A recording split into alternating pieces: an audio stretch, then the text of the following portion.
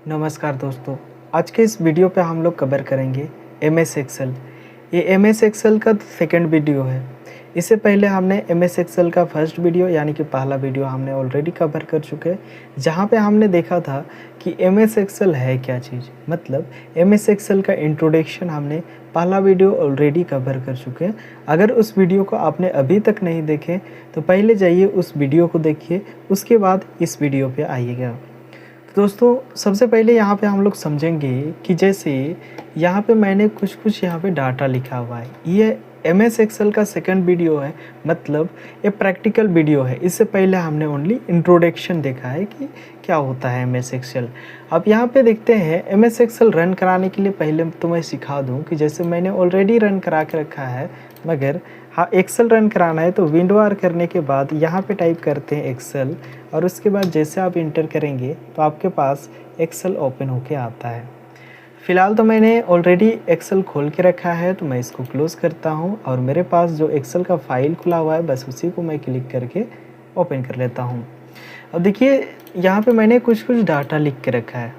अब देखिए जैसे कि यहाँ पे हमें क्या करना है, ये सेकंड वीडियो है तो पहले हमें कैलकुलेशन से ही स्टार्ट करेंगे, क्योंकि हमें जो है डिटेल्स में समझना है सेल क्या होता है, रेफरेंस क्या होता है। इस चीज़ों को जब पकड़ जाएंगे ना, तब यहाँ पे हम लोग ऑप्शन पे आएंगे। तो पहले समझते हैं, जैसे कि पहला ये डाटा लिखा हुआ है। मैं चाहता हूँ कि यहाँ पे एम्प्लॉय सैलरी कैलकुलेशन शीट लिखा हुआ है, मगर देखा जाए तो डाटा यहाँ पे ठीक है, यहाँ पे लिखा हुआ है। मैं क्लिक कर रहा हूँ तो फार्मूला बार में पूरा यहाँ पे लिख के आ रहा है कि एम्प्लॉय सैलरी कैलकुलेशन शीट, मगर यहाँ पे भी डाटा तो लिख के आ रहा है। तो अगर मैं दूसरा ये सेल पे सेल नंबर बी पे क्लिक कर रहा हूँ तो क्या यहाँ पे एक फार्मूला बार में डाटा दिखा रहा है? नहीं ना। तो इसका मतलब ये है कि भले ये जो पूरा डाटा लिखा हुआ है कुछ हिस्सा यहाँ पे सेल बी में आ रहा है, मगर ये डाटा असल में सेल बी पे नहीं लिखा हुआ है, क्योंकि यहाँ पे नहीं दिखा रहा है। अगर मैं यहाँ पे क्लिक कर रहा हूँ पूरा डाटा यहीं पे दिखा रहा है ना, तो ये सेल बी पे नहीं लिखा हुआ है।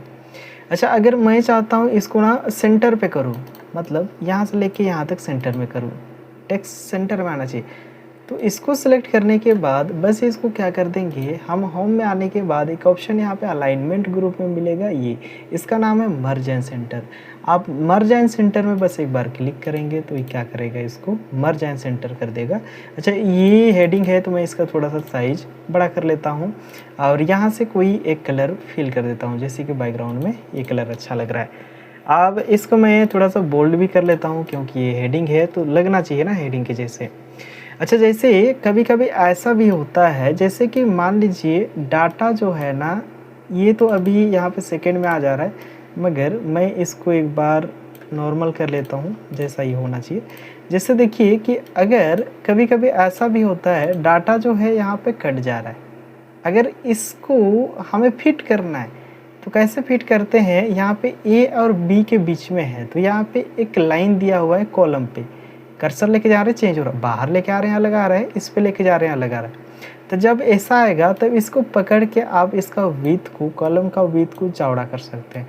नहीं तो जैसे इसी चीज़ को फिट करना ऑटो फिट, तो आप यहाँ पे डबल क्लिक करते हैं, इससे क्या होता है ऑटो फिट होता है। जैसे कि मैंने इसको छोटा किया, ऐसा आधा कट जा रहा है ना, तो इसको फिट करने के लिए डबल क्लिक या फिर क्लिक करके ड्रैग करें ऐसा, लेकिन ये कॉलम का लाइन पे ही ऐसा।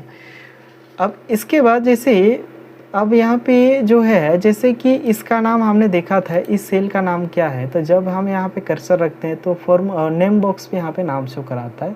नहीं तो इसका नाम कैसे पकड़ते हैं, ये आपका बी कॉलम पे लिखा हुआ है, मतलब यहाँ पे जहाँ पे भी कर्सर रखेंगे इस कॉलम में, उसका नाम जो स्टार्टिंग होगा कहाँ से, तो उसका नाम स्टार्टिंग होगा बी से।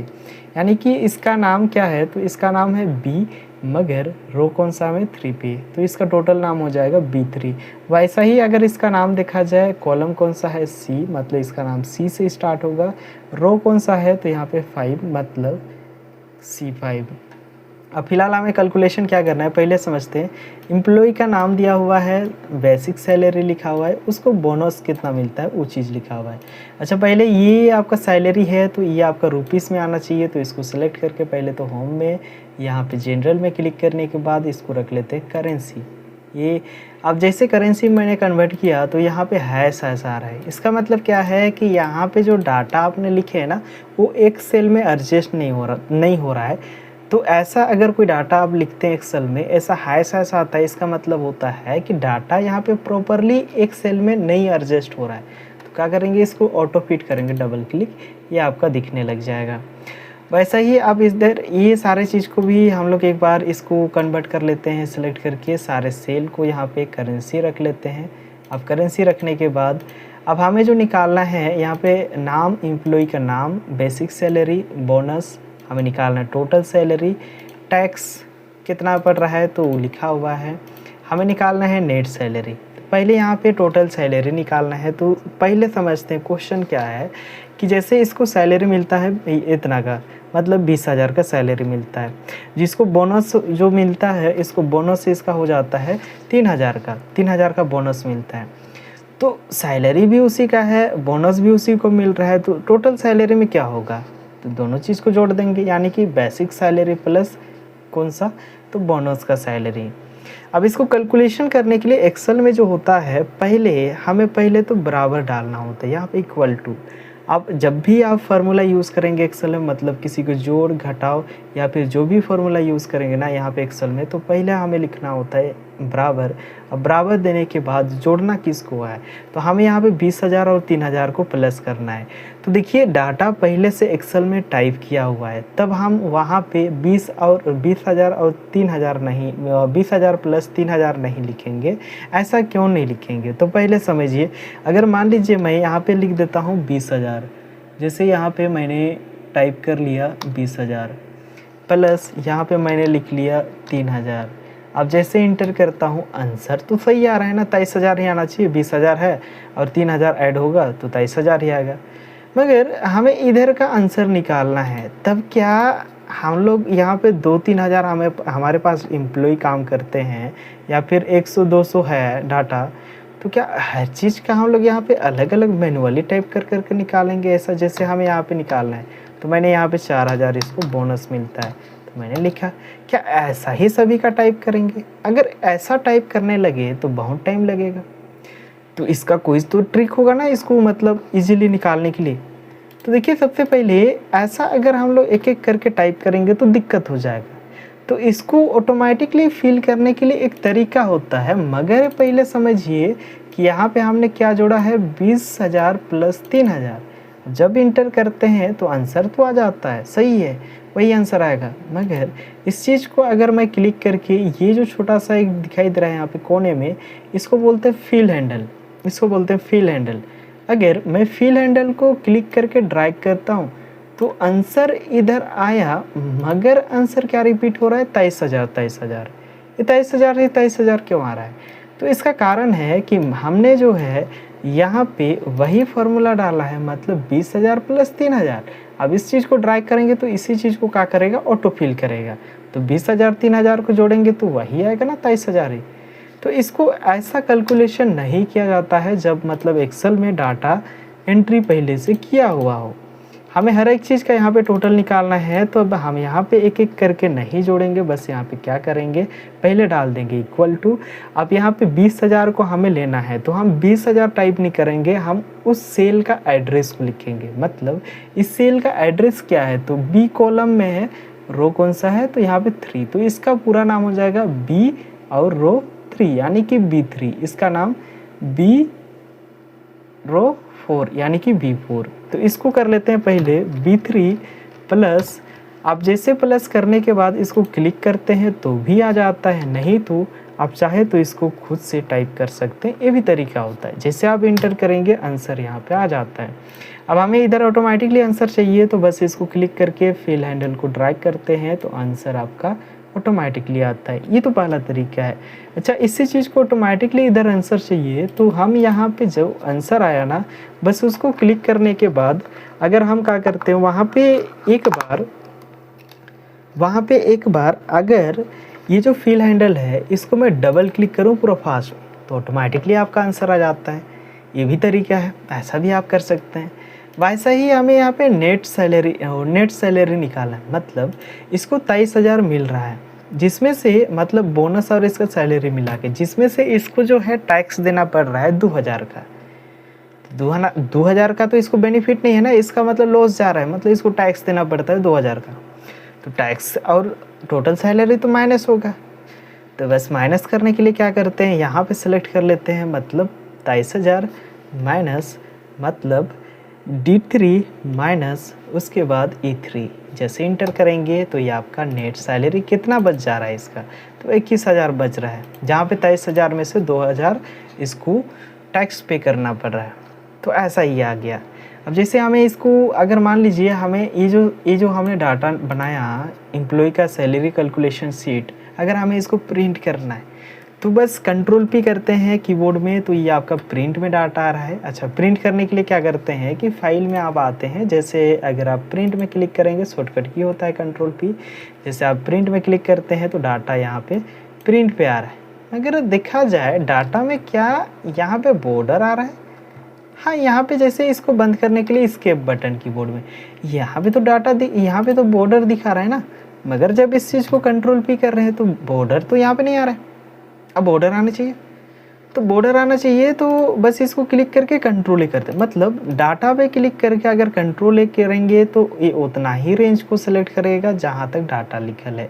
मगर डाटा से बाहर, डाटा जहाँ पे नहीं लिखा हुआ है वहाँ पे क्लिक करके कंट्रोल ए करेंगे तो क्या करेगा, ये पूरा वर्कशीट को ही क्या करेगा, ये सेलेक्ट कर देगा। तो पहले डाटा में क्लिक करते हैं, कंट्रोल ए क्लिक करेंगे, ये पूरा डाटा को सिलेक्ट करेगा। अब यहाँ पे एक फ़ॉन्ट ग्रुप में एक ऑप्शन दिया हुआ है बॉर्डर का, आप जैसे इसको ऑल बॉर्डर में क्लिक करते हैं तो एक बॉर्डर आ गया। अगर अभी कंट्रोल P करते हैं तो अभी बॉर्डर के साथ आ रहा है, आप सही लग रहा है। वैसे ही थोड़ा सा इसको फॉर्मेटिंग कर लेते हैं, मतलब इसको सिलेक्ट करके जैसे इसका बैकग्राउंड है मुझे कलर डालना है, थोड़ा सा हल्का कलर होना चाहिए, ये चलेगा। अब इसको थोड़ा सा साइज बड़ा कर दूँ मैं, इतना सही है, इसको थोड़ा सा मैं बड़ा कर दूँ, बस ऐसा। तो ये कैलकुलेशन करके देखेंगे, अगर कहीं पे दिक्कत होता है तो मुझे मेंशन यानी कि बताएंगे। इसके बाद सेकेंड देखते हैं, जैसे कि और एक डाटा मेरे पास है। अब सबसे पहले देखिए कि यहाँ पे दिया हुआ है क्या है, प्रोडक्ट, क्वांटिटी, प्राइस और टोटल अमाउंट।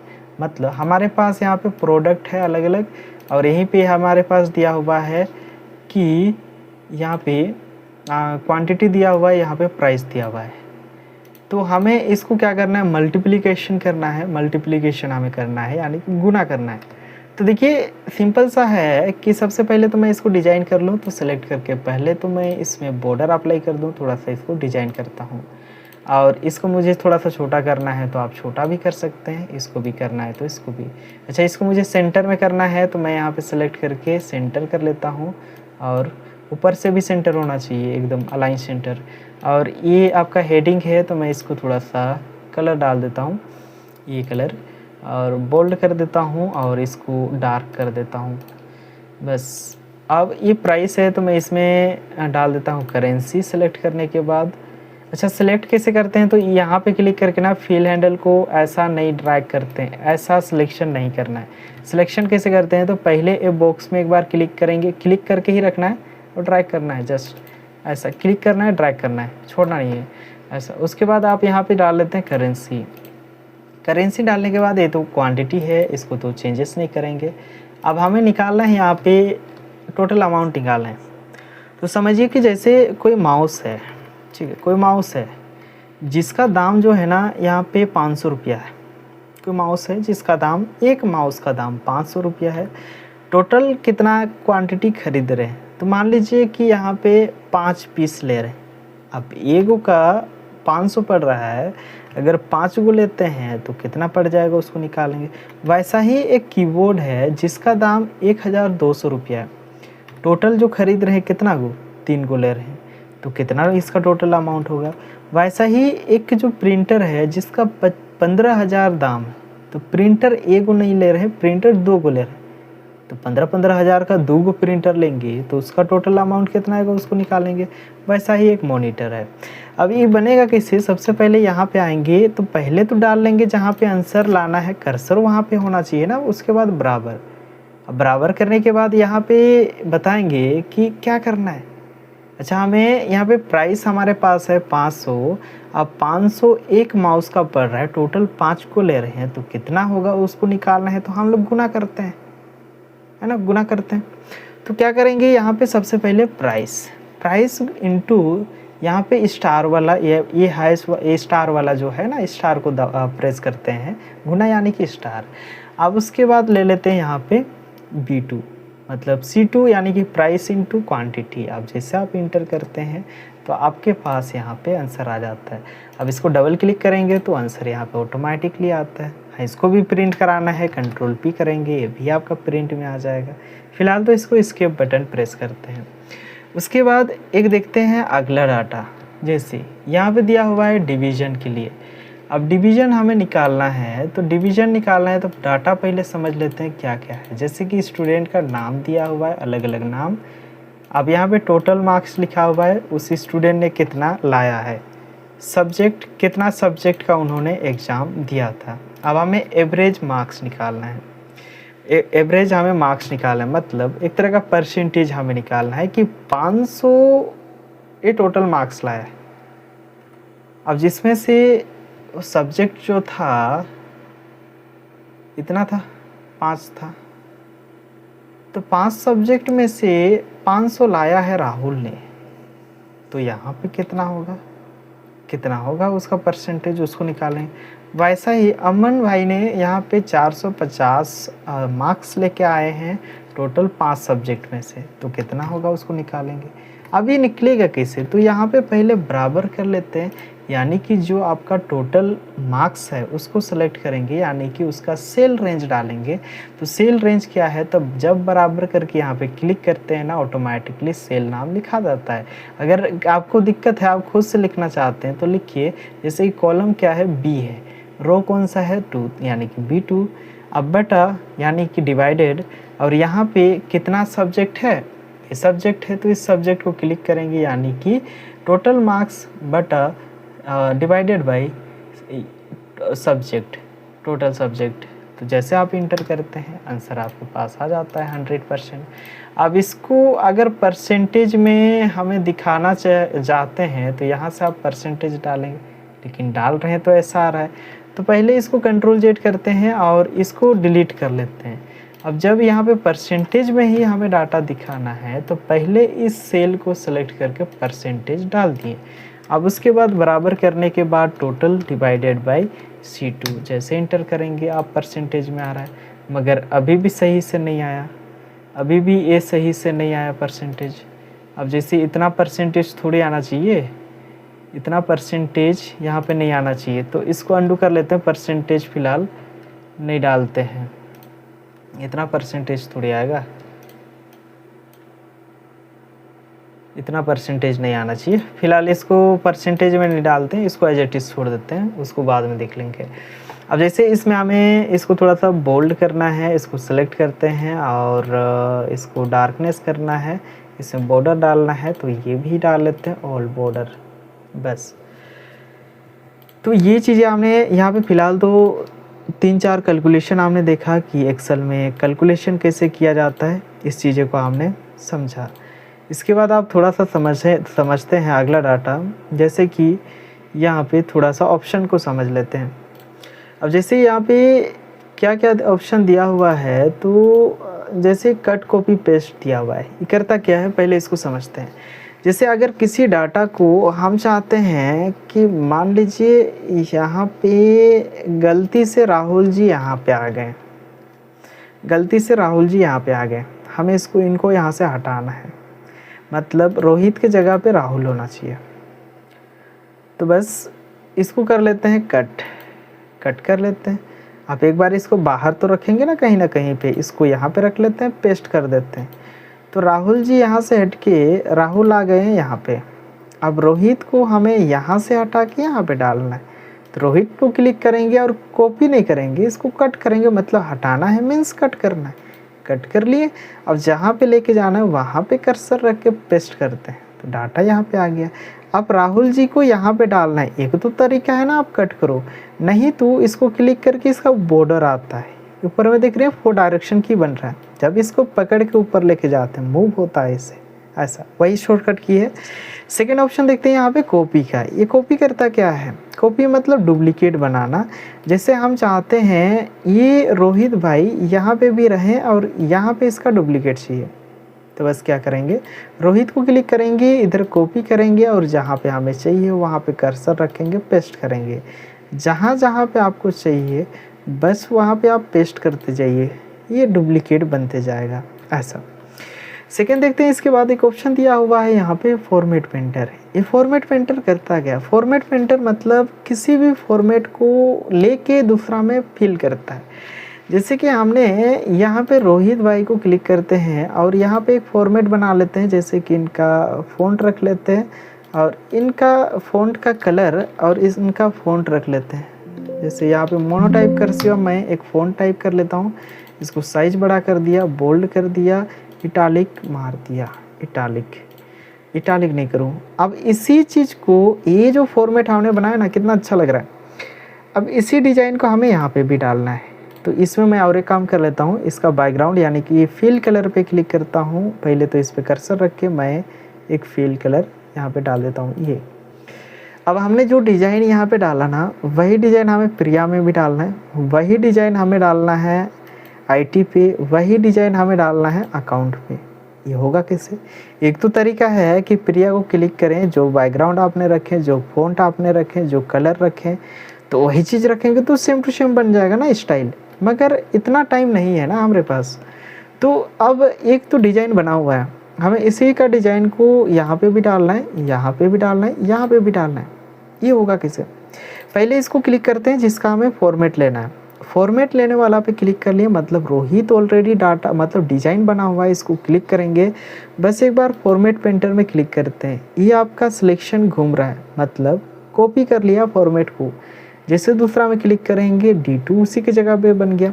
तो फॉर्मेट मतलब याद रखेंगे, किसी भी टेक्स्ट का अगर हम लोग फ़ॉन्ट चेंज करते हैं, कलर चेंज करते हैं, कोई बोल्ड इटालिक जो भी करते हैं, तो वो डाटा आपका फॉर्मेटिंग कहलाता है। तो बस इसे फॉर्मेट फिल कर रहा है। अगर हमें यहाँ पे भी क्लिक करना था, यहाँ पे भी, तो क्या हम बार बार यहाँ पे क्लिक करेंगे, ऐसा फिल करेंगे, फिर से क्लिक करेंगे, ऐसा करेंगे? हम इस चीज़ को तो लॉक भी तो कर सकते हैं ना। तो लॉक करने के लिए करेंगे क्या, पहले इसको Ctrl+Z यानी कि अंडू कर लेता हूँ, इसको भी अंडू कर लूँ। अब इसको लॉक करना है तो इसको क्लिक करता हूँ और यहाँ पे एक बार क्लिक नहीं करूँगा, एक बार क्लिक करते हैं तो एक बार में एक ही डाटा को फिल करता है। तो मैं इसको डबल क्लिक कर रहा हूँ, डबल क्लिक किया मतलब ये लॉक हो गया यानी कि होल्ड हो गया। जैसे प्रिया में क्लिक करूँ, आईटी में क्लिक करूँ, अकाउंट में, जहाँ जहाँ आप क्लिक करते जाएंगे वहाँ पे क्या करेगा, ये ऑटोमेटिकली डिज़ाइन बनाते जाएगा। अगर बाहर खाली जगह पे भी क्लिक करें तो भी कलर आ रहे हैं ना। अब ये हटना चाहिए, अगर कहीं पे क्लिक कर दूँ मैं गलती से तो डिज़ाइन तो ऐसा ही बनते जा रहा है। अब इसको हमें हटाना है, ये हटेगा कैसे बस? तो दोबारा जहाँ पे हमने क्लिक किया था वहीं पे क्लिक करेंगे, ये आपका हट जाएगा। अब इसको अंडू कर लेते हैं। अंडू करने के लिए Ctrl+Z, ये शॉर्टकट की होता है, आप प्रेस कर सकते हैं। फ़िलहाल मैं यहाँ पे रहूँ। अच्छा, जैसे यहाँ पे एक चीज़ ध्यान दिए होंगे, जैसे अगर किसी डाटा को मैं क्लिक करके कॉपी करता हूँ तो यहाँ पे सिलेक्शन घूमता है। ये सिलेक्शन हटाने के लिए क्या करते हैं, तो सिलेक्शन हटाने के लिए खाली जगह पे डबल क्लिक करें तो सिलेक्शन हट जाता है। नहीं तो इसको जैसे कॉपी किया, हमें यहाँ पे Ctrl+D करते हैं तो आया, लेकिन देख रहे हैं ये क्या हो रहा है, इधर का डुप्लीकेट आ गया। तो ऐसा भी नहीं करेंगे। तो क्या करना है, आपको खाली जगह पे कहीं पे भी डबल क्लिक करिए, सिलेक्शन आपका हट जाएगा। इसके बाद अगला समझते हैं थोड़ा सा फ़ॉन्ट ग्रुप। पहला जो दिया हुआ है यहाँ पे ये सारे ऑप्शन, तो ये पहला फ़ॉन्ट फैमिली है जिससे आप फ़ॉन्ट वगैरह चेंज कर सकते हैं, अलग अलग फ़ॉन्ट आप सर्च करके ला सकते हैं अगर आपको नाम याद है, नहीं तो कोई एक फ़ॉन्ट यहाँ से यूज़ कर सकते हैं। फ़िलहाल तो मैं यहाँ पे मोनोटाइप कर्सिवा रख लेता हूँ, ये अच्छा लग रहा है। और बस इसका साइज़ को थोड़ा सा बड़ा कर देता हूँ, इसको डबल क्लिक और इसको भी डबल क्लिक, ऐसा। अब इस डिज़ाइन को हमें हटाना है तो मैं यहाँ से नो फिल कर दूँ और इसका टेक्स्ट को ऑटोमेटिक कर दूँ। इसका फ़ॉन्ट यहाँ पे जो डिज़ाइन है वही डिज़ाइन यहाँ पे भी डाल दूँ, ऐसा। अब जैसे हमें क्या करना है, तो आप सेकेंड ऑप्शन देखते हैं, ये जो दिया हुआ है ये आपका फ़ॉन्ट का साइज़ है, मतलब इसका साइज़ को हमें थोड़ा सा बढ़ाना है। एक तो एरो में क्लिक करें, यहाँ पे क्लिक करेंगे तो साइज़ बढ़ जाएगा, नहीं तो आप यहाँ से खुद से भी टाइप करके बढ़ा सकते हैं। फ़िलहाल तो मैं यहाँ पे 15 रख लेता हूँ। अब उसके बाद सेकेंड ऑप्शन देखते हैं, तो इसका नाम जो है इंक्रीज़ फ़ॉन्ट। इंक्रीज़ मतलब बढ़ाना, हाफ हाफ। जैसे अगर इस डाटा का फ़ॉन्ट को हमें बढ़ाना है साइज़ को, बस इसको सेलेक्ट किया, आप यहाँ पे फ़ॉन्ट साइज़ में क्लिक कर रहे हैं इंक्रीज़ में, तो क्या हो रहा है, साइज़ बढ़ रहा है। घटाना है तो आप डाउन प्रेस करेंगे, इससे आपका साइज़ कम होती है।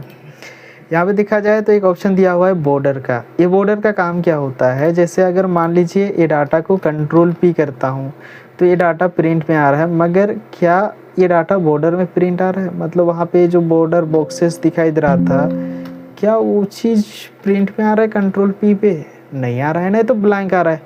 तो हम चाहते हैं इसमें बॉर्डर भी आए, तो क्या करेंगे, डाटा को क्लिक करेंगे, कंट्रोल A, सेलेक्ट ऑल, मतलब ऐसा क्लिक करके ड्रैग कर सकते हैं आप। अब हमें जो चाहिए इस डाटा में बॉर्डर, मतलब प्रिंट में बॉर्डर आना चाहिए, तो बस इसको क्लिक कर लेते हैं और यहाँ से रख लेते हैं ऑल बॉर्डर। अगर ऑल बॉर्डर रखें, कंट्रोल P करेंगे, तो क्या हो रहा है, डाटा जो आ रहा है आपका बॉर्डर में। आप सही लग रहा है ना देखने में भी, तो इससे आप बॉर्डर डाल सकते हैं। उसके बाद अगला देखते हैं, ये दिया हुआ है फिल कलर। ये फिल कलर करता क्या है, जैसे कि हम ये डाटा, मतलब ये जो हेडिंग लिखा हुआ है, इस टेक्स्ट का बैकग्राउंड पे कलर देना चाहते हैं, तब आप यूज़ करते हैं फिल कलर। जैसे इसको सेलेक्ट करने के बाद मैंने एक कलर डाल दिया, और वैसा ही मुझे ये डाटा को भी कलर डालना है, तो ऐसा आप कर सकते हैं अलग अलग स्टाइल पे। तो इससे क्या हो रहा है, बैकग्राउंड में कलर फिल हो रहा है। कंट्रोल P करेंगे तो वही डिज़ाइन पे वही स्टाइल, मतलब जो कलर वगैरह आपने डाले हैं फिल कलर, उसी में क्या हो रहा है, ये प्रिंट आ रहा है। सेकेंड देखते हैं, यहाँ पे एक ऑप्शन दिया हुआ है, इसका नाम है फ़ॉन्ट का कलर। इससे आप फ़ॉन्ट का कलर चेंज कर सकते हैं। पहले मैं इसको अंडू करूँ। जैसे हमें फ़ॉन्ट का कलर चेंज करना है, इसको रेड करना है टेक्स्ट को, मतलब ये जो संख्या लिखा हुआ है ना, सैलरी, इसको रेड करना है। पहले तो इसको सेलेक्ट करके मैं यहाँ से करेंसी अप्लाई कर लेता हूँ, करेंसी, और मुझे इसको रेड कलर में फिल करना है, कलर देना है, फिल नहीं, रेड कलर करना है टेक्स्ट का। तो बस इसको रेड कर देता हूँ। थोड़ा बोल्ड करना है तो मैंने बोल्ड भी कर दिया, ऐसा। तो इससे आप फ़ॉन्ट का कलर चेंज कर सकते हैं। थोड़ा सा यहाँ पे कवर अप करते हैं अलाइनमेंट। अलाइनमेंट में देखा जाए ये 4 ऑप्शन है। ये क्या है, तो top align, left side, top से लेफ़्ट साइड, टॉप से सेंटर, टॉप से राइट, टॉप से राइट, और सॉरी, टॉप से टॉप, नहीं, टॉप से नहीं, लेफ़्ट से टॉप, सेंटर से सेंटर, नहीं, टॉप से सेंटर, बॉटम, ये है बॉटम, ये है मिडिल, ये है आपका टॉप, ये है आपका लेफ़्ट, ये है सेंटर, ये है राइट। ये काम क्या करता है देखें। तो इसको समझने के लिए ना, पहले मैं ये डाटा को क्या करता हूँ, यहाँ पे क्लिक करके इसका हाइट को मैं बड़ा कर रहा हूँ और इसका विड्थ को मैं बड़ा कर रहा हूँ। अब समझिएगा इस सेल में ये हो क्या रहा है। जैसे अगर ये डाटा को हम सेलेक्ट करके इसको और थोड़ा सा मैं बड़ा कर लूँ ताकि आप आसानी से समझ सकें। देखिए डाटा है ना प्रॉपर एकदम सेंटर पे है, मगर हम करना चाहते हैं लेफ़्ट साइड। तो इधर पहले लेफ़्ट में क्लिक करते हैं, ये आपका टॉप है, ये आपका सेंटर है, मतलब टॉप से सेंटर। लेकिन टॉप से हमें लेफ़्ट साइड यहाँ पे चाहिए, तो हम लेफ़्ट में क्लिक करेंगे, इधर लेफ़्ट साइड आ रहा है, मतलब लेफ़्ट से टॉप यानी कि ऊपर में। अगर लेफ़्ट से हमें सेंटर में करना है तो सेंटर, लेफ़्ट साइड ही है मगर सेंटर में आ रहा है। लेफ़्ट से बॉटम में करना है नीचे, तो लेफ़्ट से बॉटम, बॉटम में आ रहा है। अगर हमें करना है सेंटर, सेंटर से टॉप, तो टॉप में आ रहा है, सेंटर में है, मगर सेंटर से मिडिल यानी कि बीच में, सेंटर से बॉटम यानी कि डाउन में नीचे। अब करना है राइट से टॉप, तो सबसे ऊपर में आ रहा है, राइट साइड है मगर टॉप में। राइट से सेंटर बीच में, राइट से बॉटम, राइट से बॉटम आ रहा है। अगर हमें दोनों तरफ से इक्वल करना है तो आप यहाँ से सेंटर कर सकते हैं। फिलहाल तो इसको सिलेक्ट करके दोनों तरफ से हमें सेंटर चाहिए, तो हमने यहाँ पे दोनों सेंटर में क्लिक कर दिया। अब सेकेंड देखते हैं, इसके बाद एक जो ऑप्शन दिया हुआ है यहाँ पे ओरिएंटेशन।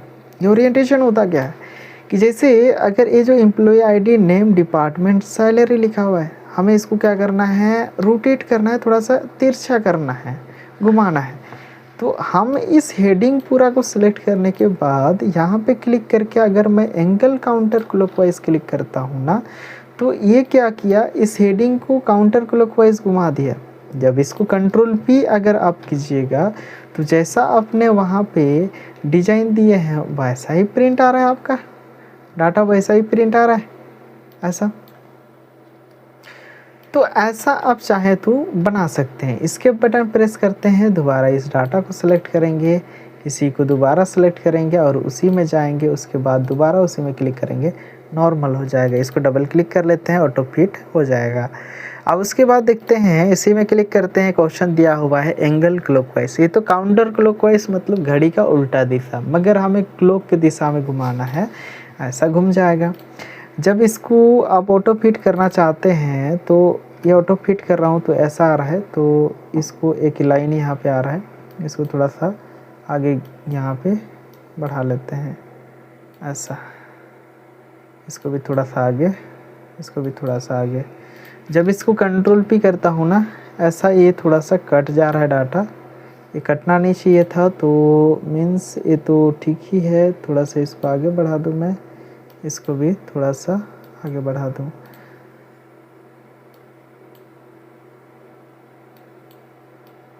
हाँ, ये अब नहीं कटना चाहिए और ये मगर कट जा रहा है, तो मैं इसको यहाँ तक ले लूँ, मगर थोड़ा थोड़ा तो कट जा रहा है यार।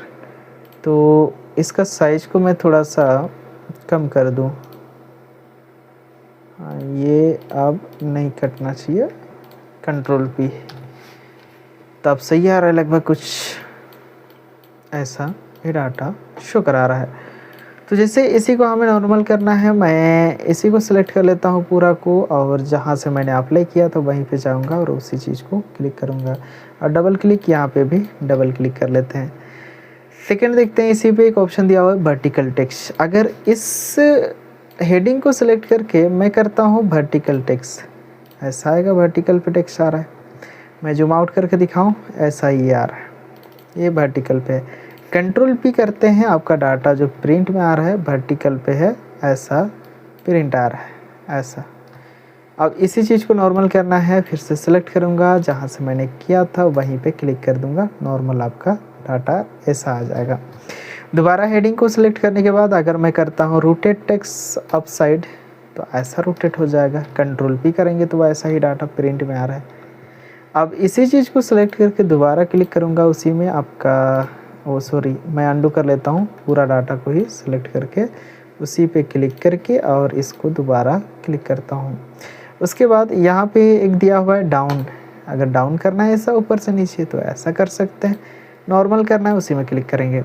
अच्छा, यहाँ पे देखा जाए तो यहाँ पे तो ऑप्शन में नहीं दिया, मतलब लिस्ट में आपको नहीं दिया हुआ है कि आपको 30 डिग्री कहीं पे लिखा हुआ है, या फिर 20 या फिर 15 या फिर 2 डिग्री, हमें जितना में भी घुमाना है अपने अनुसार, तब आप उस डाटा को सिलेक्ट कीजिए जिसको आपको घुमाना है। बस यहाँ पे ओरिएंटेशन में क्लिक करते हैं और यहाँ पे आ जाते हैं सबसे लास्ट में फॉर्मेट सेल अलाइनमेंट। फॉर्मेट मतलब अपने अनुसार आप फॉर्मेट कीजिए, करेंगे इसको। जैसे यहाँ पे क्लिक करते हैं, एक ऑप्शन आपको मिल जाएगा यहाँ पे डिग्री कर, कितना डिग्री घुमाना है, जैसे हमें 15 डिग्री ओके करते हैं, 15 डिग्री में घूम जाएगा। अगर वही जगह पे हमें माइनस में घुमाना है तो आप माइनस में भी कर सकते हैं, जैसे -15, तो जस्ट उल्टा हो जाएगा ऐसा। तो चाहे तो आप इसको ना, ये जो आइकन दिखाई देता है इसको पकड़ के आप खुद से प्लस में कर सकते हैं, माइनस में करना है, जिसमें भी करना है, जैसे 90 डिग्री में घुमा देना है, ऐसा घूम जाएगा। वही चीज़ को नॉर्मल करना है तो जहाँ से आपने नॉर्मल किए हैं वहीं पे जाएंगे, बस इसको 0 करके ओके कर देंगे, नॉर्मल आपका डाटा हो जाएगा। देखते हैं यहाँ पे एक ऑप्शन दिया हुआ है रैप टेक्स्ट। ये रैप टेक्स्ट होता क्या है, अगर मान लो कि मैंने यहाँ पे कोई एक हेडिंग लिखा है, जैसे कि इधर ये तो एम्प्लॉय आईडी है, जैसे कि यहाँ पे समझो मैं यहाँ पे एक सेल पे, एक कॉलम पे मैंने यहाँ पे डाटा टाइप कर दिया स्टूडेंट नेम, लिख दिया स्टूडेंट नेम। अब देखो क्या स्टूडेंट नेम प्रॉपरली इस सेल में जो डाटा स्टूडेंट और नेम लिखा हुआ है एक सेल में एडजस्ट हो रहा है, एक सेल में एडजस्ट नहीं हो पा रहा है ना। हाँ, हम इसको डबल क्लिक करके ऐसा बढ़ा सकते हैं, मगर ऐसा नहीं चाहते हैं। इसको अंडू कर लेते हैं कि अगर एक सेल में जो डाटा एडजस्ट नहीं हो रहा है वो उसी के नीचे आ जाना चाहिए, ऐसा होना चाहिए। तो ऐसा करने के लिए हम इसी डाटा को क्लिक करके राइट टेक्स्ट में क्लिक करते हैं तो क्या कर रहा है, ये डाटा को नीचे पेस्ट कर रहा है। मतलब जो डाटा एक सेल में एडजस्ट नहीं होता है ना, उसको उसी के लाइन में, मतलब उसी के नीचे लाइन में पेस्ट करना है, तब आप यहाँ पर राइट टेक्स्ट का यूज़ करते हैं।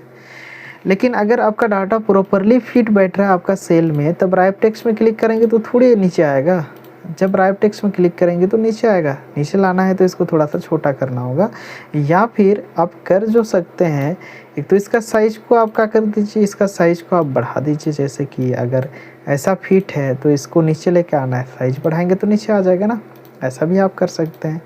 नॉर्मल करने के लिए इसी को क्लिक करें, राइट टेक्स्ट में क्लिक करेंगे, आपका डाटा नॉर्मल ऐसा आ जाएगा। उसके बाद देखते हैं अगला ऑप्शन, तो यहाँ पे दिया हुआ है मर्ज एंड सेंटर।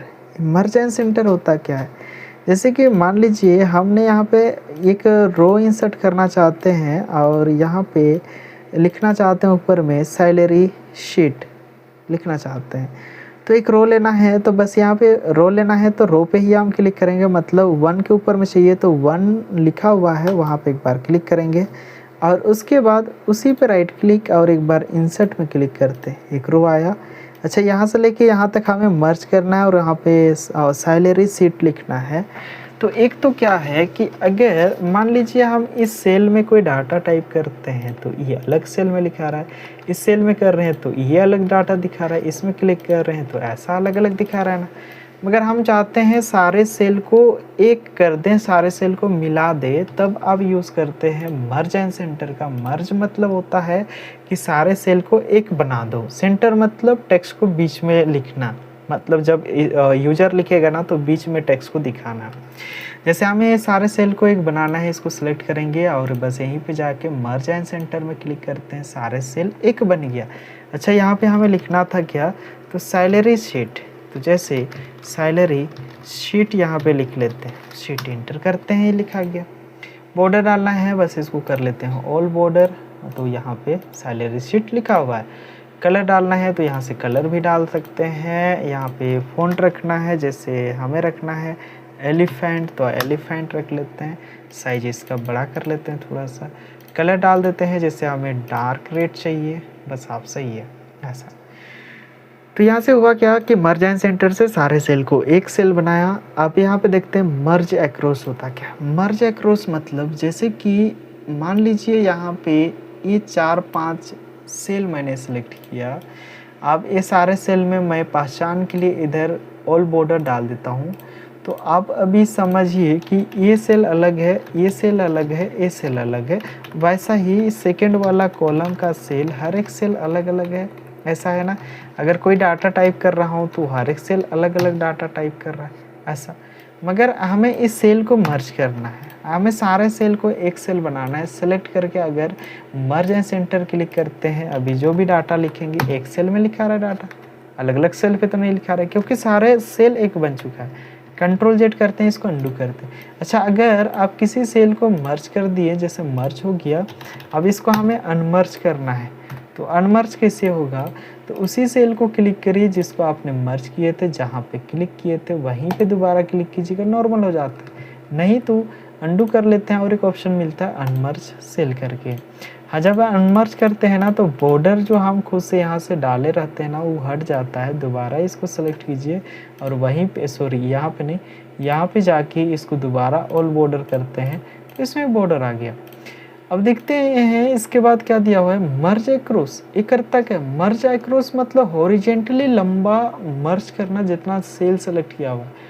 अच्छा, अगर हमें ऐसा ऐसा मर्ज करना है और डाटा उसमें अलग अलग टाइप करना है, ऐसा हॉरिजेंटली, तो पूरा मतलब जहाँ तक मर्ज करना उतना रेंज सेलेक्ट करेंगे, यहाँ पे जाके मर्ज एक्रॉस करते हैं। अभी क्या हुआ, ये आपका अलग है, ये आपका अलग एक रो यानी कि एक सेल बन चुका है, ये हॉरिजेंटली ऐसा। अब अनमर्ज करना है, दोबारा इसको क्लिक करते हैं, डिलीट मारते हैं डाटा को पहले, वहीं पे जाएंगे अनमर्ज सेल। अब बॉर्डर डाल लेते हैं फिर से, दोबारा बॉर्डर डालने के बाद एक ऑप्शन आते हैं मर्ज सेल। मर्ज सेल जो मर्ज एंड सेंटर करता है ना, वही काम ये भी करता है। जैसे अगर मान लीजिए हमें इस सारे सेल को एक सेल बनाना है, सेलेक्ट किया, मर्ज सेल में क्लिक किया, जो भी डाटा टाइप करेंगे एक ही सेल पे लिखा रहा है। इसको कंट्रोल जेड कर लेता हूँ या फिर इसी में क्लिक करके दोबारा अनमर्ज सेल पे क्लिक करेंगे। उसके बाद ये तो समझ ही गए होंगे कि अनमर्ज सेल से जो मर्ज किया हुआ सेल है उस सेल को अनमर्ज करते हैं। तो यहाँ पे याद रखेंगे मर्ज, मर्ज क्या होता है, तो मर्ज मतलब मिलाना एक में। अब का चीज़ में मिलाना है, जैसे सेल को मिलाना है या फिर एक्रोस में मिलाना है, तो आपकी मर्जी है। तो दोस्तों आज हमने जो है यहाँ पे अलाइनमेंट ग्रुप तक लास्ट कवर अप किया। तो बस इस वीडियो पे हम लोग इतना ही कवर करते हैं। नेक्स्ट वीडियो पे जल्द मिलेंगे। अगर ये वीडियो आपको अच्छा लगा हो तो इस वीडियो को लाइक कर दें और अपने दोस्तों के साथ शेयर कर दें। हाँ, और मेरा चैनल के साथ बने रहने के लिए आप मेरा चैनल को सब्सक्राइब कर सकते हैं और बेल आइकन को प्रेस करके ऑल नोटिफिकेशन पर सेट कर देंगे। और हाँ दोस्तों, मुझे कमेंट करके ज़रूर बताएं कि आपको वीडियो कैसा लग रहा है। चलिए जल्द मिलेंगे नेक्स्ट वीडियो में। Bye bye, take care.